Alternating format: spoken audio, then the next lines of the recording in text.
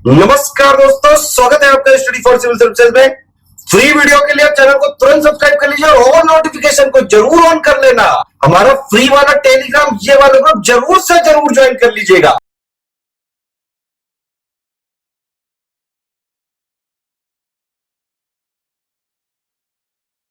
Hello students, welcome to study for civil services. मैं हूं आपका एजुकेटर कमलाक्ष झा।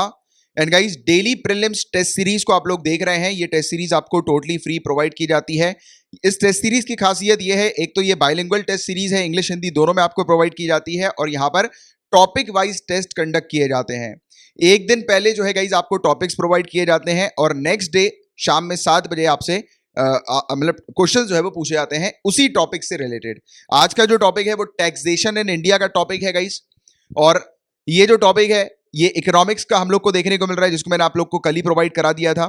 और ओनली करंट अफेयर नाम का हमारा यूट्यूब चैनल है, अगर आपने उसको सब्सक्राइब नहीं किया है तो कर लीजिए। यहाँ पर डेली बेसिस पर टेस्ट आपको प्रोवाइड किए जाते हैं, करंट अफेयर्स प्रोवाइड किया जाता है डिटेल में, और द हिंदू के एडिटोरियल्स भी प्रोवाइड किए जाते हैं। तो हमारे चैनल को जरूर सब्सक्राइब कर लीजिए। और साथ ही साथ ओनली करंट अफेयर का ये टेलीग्राम चैनल है, अगर आप इसको ज्वाइन करेंगे तो यहाँ पर डेली बेसिस पर हम लोग जो है वो आपसे टॉपिक शेयर कर देते हैं। एक ही दिन पहले उस टॉपिक को आप पढ़ के आते हैं और नेक्स्ट डे टेस्ट देते हैं। पहली बार अगर आप ये टेस्ट देने वाले हैं तो वीडियो को पॉज करके इसको पढ़ लीजिए, स्लाइड को, और टेस्ट को कैसे अटेम्प्ट करना है उसके लिए इस स्लाइड को पढ़ लीजिए। तो चलिए आपका समय ना वेस्ट करते हुए टेस्ट को शुरू करते हैं। All the very best. सबसे पहला क्वेश्चन आपके सामने आ गया है। इनमें से आपको डायरेक्ट टैक्स कौन से हैं ये बताना है कि डायरेक्ट टैक्स का एग्जांपल कौन सा है। Income tax, wealth tax, excise duty, sales tax, GST, corporate tax. इसमें कुछ नहीं करना है आपको। अगर अच्छे से पता होगा तो इसका आंसर मिल ही गया होगा, क्योंकि काफी बेसिक चीज पूछी गई है। ये वाली चीज तो प्रिपरेशन के स्टार्टिंग में बिल्कुल करनी होती है कि अगर आपसे टैक्सेशन पूछा गया है, टॉपिक टैक्सेशन दिया गया है, तो पहले तो डायरेक्ट टैक्स, इनडायरेक्ट टैक्स की डेफिनेशन, ये उसके बारे में कंसेप्ट क्लियर करना, फिर ये टैक्स के एग्जाम्पल्स देखना, राइट। तो ये बेसिक चीज होती है। और थोड़े बहुत भी आपने पढ़ा होगा तो एलिमिनेशन मेथड के थ्रू आपको इसका आंसर मिल जाएगा। जैसे कि जीएसटी, ये इंपॉर्टेंट टॉपिक है एक, तो इसके बारे में तो आपको पता ही होगा कि ये एक इनडायरेक्ट टैक्स है। तो जहां पर भी 5 है उसको आप एलिमिनेट कर दो, तो 5 ये हम लोग को देखने को मिल रहा है, इसको एलिमिनेट कर दिया हमने, ठीक है। इसके अलावा बात करें हम लोग, जैसे इनकम टैक्स है, इनकम टैक्स डायरेक्ट पे किया जाता है, तो ये डायरेक्ट टैक्स है। तो आप देख रहे हैं कि सिर्फ 2 ही में हम लोग को फर्स्ट वाला ऑप्शन दिखाई दे रहा है, सी और डी में, और इसमें फर्स्ट वाला नहीं है, तो आप इसको एलिमिनेट कर सकते हैं। तो आपकी लड़ाई इन दोनों में है। तो 50-50% चांस होंगे अगर आप यहां तक पहुंच गए कि आपके क्वेश्चन के करेक्ट होने का। तो इसका जो करेक्ट आंसर है that will be C, income tax, wealth tax और कॉर्पोरेट टैक्स। ये डायरेक्ट टैक्स होते हैं और बाकी रेस्ट जो है वो हम लोग को इनडायरेक्ट टैक्स देखने को मिल रहा है, ठीक है। तो C is the correct answer. Next जो आपके सामने क्वेश्चन है गाइस, वैल्यू एडेड टैक्स और सेंट्रल सेल्स टैक्स से रिलेटेड ये क्वेश्चन है। देखिए, थोड़ा बहुत भी आपने इन दोनों के बारे में पढ़ा होगा तो इसका आंसर आपको मिल जाएगा। सेंट्रल सेल्स टैक्स जो है गाइस, ये सेंटर का हम लोग को देखने को मिलता है, और वैट जो है वो स्टेट्स का हम लोग को देखने को मिलता है। ये सिंपल सी चीज सिर्फ यही पूछी गई है यहाँ पर, राइट, और ये बिल्कुल करेक्ट है। इसके अलावा बात करें, सेंट्रल सेल्स टैक्स जो होता है वो वैट के साथ इनकम्पैटिबल होता है, असंगत इसका हम लोग को वैट के साथ, वैल्यू एडेड टैक्स के साथ देखने को मिलता है। ये भी बिल्कुल करेक्ट है। तीसरे की बात करें कि सेंट्रल सेल्स टैक्स जो है ये कंटिन्यूअस इसका नेचर है, और वैट जो है उससे ये एग्जेम्प्टेड नहीं है, तो ये भी बिल्कुल करेक्ट है। तो करेक्ट आंसर इज 1, 2 एंड 3। तो थोड़ा बहुत भी आपने सीएसटी और वैट के बारे में पढ़ा होगा तो इसका आंसर आपको मिल गया होगा। 1, 2 एंड 3 तीनों ही इसके करेक्ट आंसर है। नेक्स्ट जो क्वेश्चन है गाइस, तो देखिए, इनमें से आपको बताना है कि सेंट्रल गवर्नमेंट के अंडर कौन सी चीजें कवर्ड नहीं है। ये चीज यहां पर, सॉरी, कौन सी चीजें कवर्ड है सेंट्रल गवर्नमेंट के अंडर। सेंट्रल गवर्नमेंट के अंदर कौन सी चीजें आती हैं, जल्दी से बताओ। क्या इनकम टैक्स सेंट्रल गवर्नमेंट के अंदर आती है, लिमिट टैक्स, सेंट्रल एक्साइज और सेल्स टैक्स? तो आपको पहले वाले में दिमाग लगाने की जरूरत नहीं, क्योंकि आती है और ये आपको ऑप्शंस खुद ब खुद बता रहे हैं कि हाँ भाई आती है, क्योंकि चारों ऑप्शन में फर्स्ट लिखा हुआ है। तो आपको इन तीनों में चूज करना है कि कौन सी नहीं आती है। सेल्स टैक्स के बारे में थोड़ा भी आपने पता होगा तो आपको आइडिया मिल जाएगा कि सेल्स टैक्स एक ऐसी टैक्स हम लोग को देखने को मिलती है जो कि स्टेट गवर्नमेंट के अंदर भी आती है, सेंट्रल गवर्नमेंट के अंदर भी आती है। और आपसे यहां पर सिर्फ सेंट्रल गवर्नमेंट की बात पूछी जा रही है कि किसके अंदर, सेंट्रल गवर्नमेंट के अंदर कौन सी आती है, ठीक है। अब देखिए, इस प्रकार के जो क्वेश्चंस होते हैं, एक और चीज मैं आपको इसमें सिखाता हूं। यहां पर पता है, कभी कभी ऐसे क्वेश्चंस में जो आंसर कॉपी जो होती है ना, उसमें आप लोग ने भले ही ये वाला मुद्दा लगाया होगा कि हाँ यार ये स्टेट गवर्नमेंट के अंदर भी आती है, सेंट्रल गवर्नमेंट के अंदर भी आती है, तो फिर इसको अपन एग्जेम्प्ट कर सकते हैं, है ना। यानी कि ये स्टेट गवर्नमेंट के अंदर नहीं आती, बट क्या पता यूपीएससी या कोई भी एग्जाम जिसकी आप तैयारी कर रहे हैं, स्टेट सिविल सर्विसेज एग्जाम, तो उन्होंने क्या सोचा होगा कि ये सेंट्रल गवर्नमेंट तो लिख दिया, तो इन्होंने उसमें लिखा है कि कौन सी चीजें सेंट्रल गवर्नमेंट के अंदर आती है, तो ये भी वो कंसिडर कर सकते हैं कि ये सेंट्रल गवर्नमेंट में आती है, राइट। बट अगर आपने मार्क्स आंसर जो अपना मार्क किया है, वो अगर आपने आंसर मार्क किया है 1, 2 एंड 3 और इसको एग्जेम्प्ट कर दिया आपने ये सोच के कि ये जो है वो सेंट्रल गवर्नमेंट के मतलब यानी कि स्टेट गवर्नमेंट के अंदर भी आती है, सेंट्रल गवर्नमेंट के इकलौते के अंदर नहीं आती, तो हो सकता है कि आप सही हो। और कभी कभी ऐसे भी सिचुएशन आती है कि हो सकता है कि आपको ये वाला जो आपने जो सोच के रखा है कि यार ये तो स्टेट गवर्नमेंट के अंदर भी आती है, इसलिए हम लोग इसको ले सकते हैं क्योंकि ये सेंट्रल गवर्नमेंट के अंदर भी आती है, और इसलिए अगर आपने आंसर मार्क 1, 2, 3, 4 कर दिया है तो ये वाला क्वेश्चन जो होता है वो इस प्रकार के विवादित क्वेश्चन होता है। समझ पा रहे हो मैं क्या समझाने की कोशिश कर रहा हूं? क्योंकि देखो सेल्स टैक्स जो होती है वो सेंट्रल गवर्नमेंट और स्टेट गवर्नमेंट दोनों में हम लोग को देखने को मिलती है, सेल्स टैक्स, है ना। अब यहां पर क्वेश्चन क्या है कि कौन से टैक्सेस हैं वो सेंट्रल गवर्नमेंट के अंडर कवर होते हैं।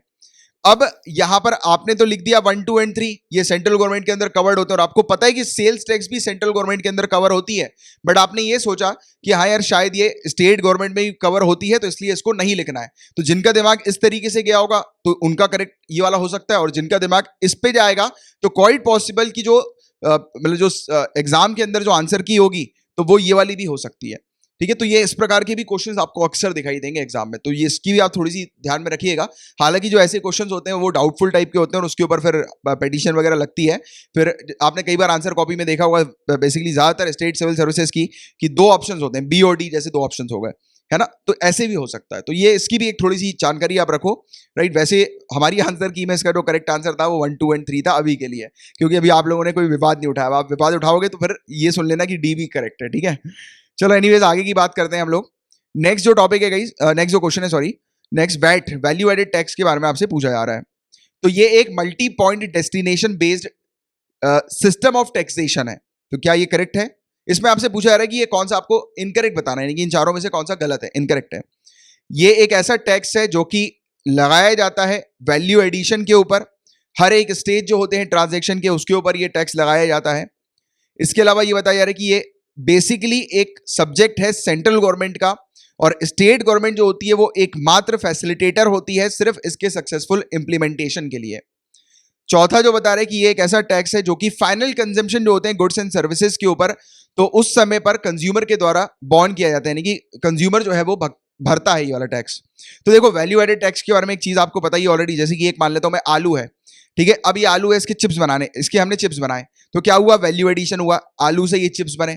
फिर चिप्स से इसमें हम लोग फ्लेवर डालेंगे, हम मान लेते हैं कि टोमेटो का फ्लेवर डालेंगे, तो कहीं से टोमेटो लाए गए फ्लेवर पर्पस के लिए, ठीक है, टोमेटो डाल दिया इसमें।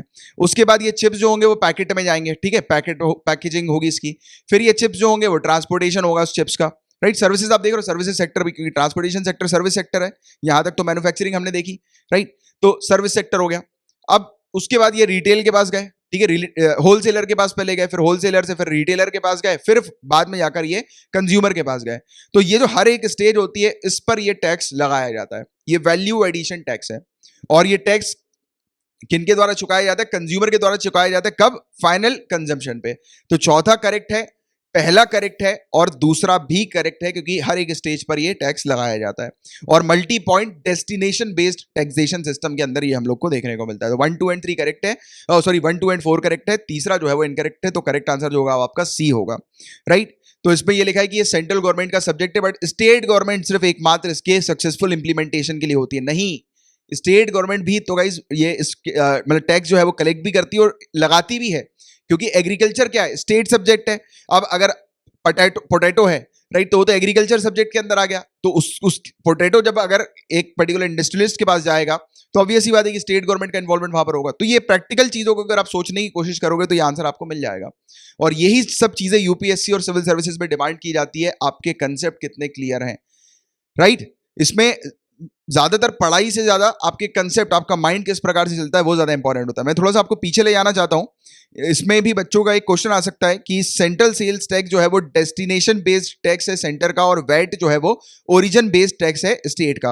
अब बच्चे मुझसे पूछेंगे सर यहां पर तो आप बता रहे हो कि ये डेस्टिनेशन बेस्ड टैक्स है टैक्सेशन का, तो देखो गाइस यहां पर स्टेट्स की बात की जा रही है। आप देखिए ओरिजिन बेस्ड टैक्स है स्टेट्स का। देखो एग्रीकल्चर स्टेट सब्जेक्ट है और स्टेट के अंदर ही ये पूरी चीज ओरिजिन होती है, यानी कि पूरे मतलब जो ट्रांसफर होता है एक मतलब यानी कि वैल्यू एडिशन जो होता है वो एक जगह से दूसरी जगह पे होता है। तो जिस जगह पर वैल्यू एडिशन हो रहा है तो वो तो ओरिजिन हुआ ना, तो ये ओरिजिन बेस्ड टैक्स है स्टेट्स का। बट अगर हम लोग टैक्सेशन की बात करें तो डेस्टिनेशन बेस्ड टैक्स है, क्योंकि टैक्स तो फाइनल डेस्टिनेशन पे लग रहा है ना, कंज्यूमर पर। यानी कंज्यूमर जो बॉर्न करेगा इस टैक्स को तो फाइनल डेस्टिनेशन पर पे करेगा ये, राइट, पूरा काम होने के बाद। तो इस पर्पस के लिए ये वाली चीज यहां पर लिखी जाती है इस प्रकार से, multi point destination based system of taxation, right. But एक हर एक स्टेज पर ये लगने वाला टैक्स हम लोग को देखने को मिलता है, राइट। तो आप उस वाले क्वेश्चन और इस वाले क्वेश्चन की ये डेस्टिनेशन बेस्ड वाले पॉइंट में आप कंफ्यूज ना हो तो इसके लिए मैंने ये चीज आपकी क्लियर करी, राइट। तो ये था फोर्थ क्वेश्चन, इसका करेक्ट आंसर है सी करेक्ट है, ये डी इनकरेक्ट है। इसको आप, मैंने हालांकि पीडीएफ में ये कर ही दिया है तो इसको आप देख लीजिएगा, इसलिए मैंने यहाँ पर पूरा ये सी इज करेक्ट भी लिखा है और ये टिक मार्क भी यहाँ पर बना दिया है। नेक्स्ट क्वेश्चन आपके सामने आ गया फटाक से, जीएसटी के बारे में क्वेश्चन। मैंने आपसे जीएसटी के बारे में भी पढ़ने को कहा था, पहले भी हम लोगों ने जीएसटी टॉपिक को कवर करा रखा है हालांकि प्रीवियस टॉपिक्स में। तो फटाक से बताइए जीएसटी जो है गाइस, तो क्या ये इंडिया के द्वारा इंपोज किया गया है 101st कॉन्स्टिट्यूशनल अमेंडमेंट एक्ट के तहत 1 जुलाई 2017 को? और देखिए मैंने आपसे ऑलरेडी कह चुका है कि पिछले 5 जो कॉन्स्टिट्यूशनल अमेंडमेंट हुए हैं उसको रट के रखो, क्योंकि उससे रिलेटेड डेफिनेटली क्वेश्चंस आते हैं। पिछले 5 आपको कम से कम रटे होने चाहिए। और ये इंट्रोड्यूस किया गया था पार्लियामेंट के अंदर the constitution 122nd amendment bill 2014 के तहत। तो ये दोनों ही बिल्कुल करेक्ट आंसर हैं जीएसटी से रिलेटेड, ठीक है, दोनों ही करेक्ट है बिल्कुल। Next question, income tax department किसके अंडर काम करती है? जल्दी से बताओ। State government, president, honourable president, finance ministry, central board of direct tax, किसके अंदर काम करती है income tax department?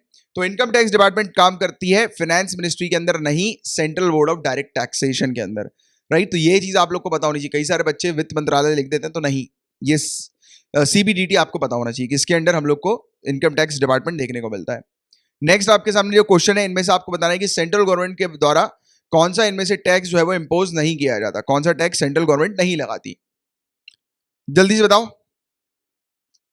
Agriculture tax जो है वो सेंट्रल गवर्नमेंट के द्वारा नहीं लगाया जाता, बाकी सब लगाए जाते हैं। इसलिए देखो यहाँ पर सेल्स टैक्स भी, और इसलिए मैंने आपको स्टार्टिंग में वो सेल्स टैक्स वाला कॉन्ट्रडिक्शन जो क्वेश्चंस में बन सकता है वो इसलिए पहले एक्सप्लेन किया था, क्योंकि सेल्स टैक्स जो है वो सेंट्रल गवर्नमेंट और स्टेट गवर्नमेंट दोनों के द्वारा इंपोज किया जाता है, ठीक है। तो इसलिए इसका जो करेक्ट आंसर होगा that will B A only.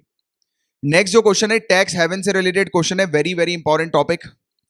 एक कंट्री जिसके अंदर टैक्स एग्जेम्प्ट किया जाता है फॉरेन सिटीजन्स के लिए, और वहां पर उनके ऊपर कोई भी टैक्स नहीं लगाया जाता है अगर उस कंट्री के अंदर वो पैसा इन्वेस्ट करते हैं, तो क्या ये टैक्स हेवन होता है?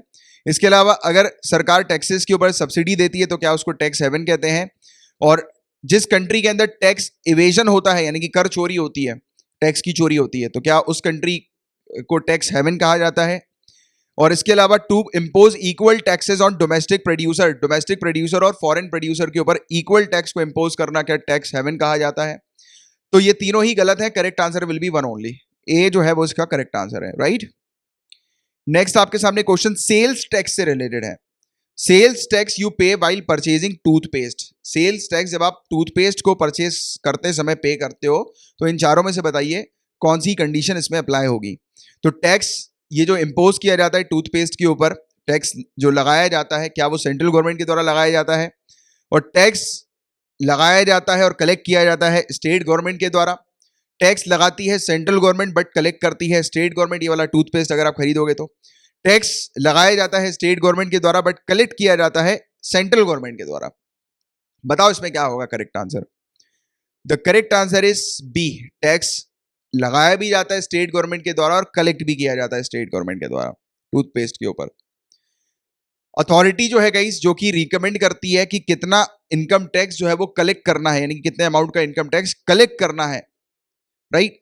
और ये किसके द्वारा किया जाता है, यानी कि कौन सी ऐसी अथॉरिटी है जो जो रिकमेंड करती है कि इतना अमाउंट जो है वो इनकम टैक्स का कलेक्ट करना है और स्टेट गवर्नमेंट को डिस्ट्रीब्यूट करना है। तो ये कौन सी बॉडी बताती है कि कितना अमाउंट कलेक्ट करके डिस्ट्रीब्यूट किया जाएगा? तो ये फाइनेंस कमीशन का काम होता है, फाइनेंस कमीशन का ये काम होता है, सी इसका करेक्ट आंसर है, राइट। और ये थे टोटल 10 क्वेश्चंस। 10 में से आपका क्या स्कोर रहा है नीचे कमेंट बॉक्स पर लिखकर बताइएगा। टेस्ट सीरीज अच्छी लगी है, रेगुलर बेसिस पर टेस्ट चाहते हैं आप इसी प्रकार से, तो चैनल को सब्सक्राइब कर दीजिए, लाइक का बटन हिट कर दीजिए और आपके किसी भी सोशल मीडिया अकाउंट पे इस टेस्ट को शेयर कर दीजिए, राइट। और ये हमारे इस नंबर्स दिए गए हैं, इन नंबर पर कांटेक्ट करके आप पेड कोर्सेज से रिलेटेड भी जानकारी हासिल कर सकते हैं। सिविल सर्विसेज की तैयारी कर रहे हैं तो हर प्रकार के यहाँ पर आपके लिए पेड कोर्सेज अवेलेबल हैं। आपकी रिक्वायरमेंट के अकॉर्डिंग हर प्रकार के पेड कोर्स आपको मिल जाएंगे, जहां पर आपको पूरी तैयारी करवाई जाएगी सिविल सर्विसेज की, और काफी कम कॉस्ट के ये पेड कोर्सेज हैं। तो चलिए अब हम लोग मिलेंगे कल, थोड़ी देर में मैं आप लोग को टेस्ट के टॉपिक्स प्रोवाइड करा रहा हूँ, एंड कल आइएगा। ऑल द वेरी बेस्ट, तब तक लिए bye bye, take care, have a great day ahead, Tata.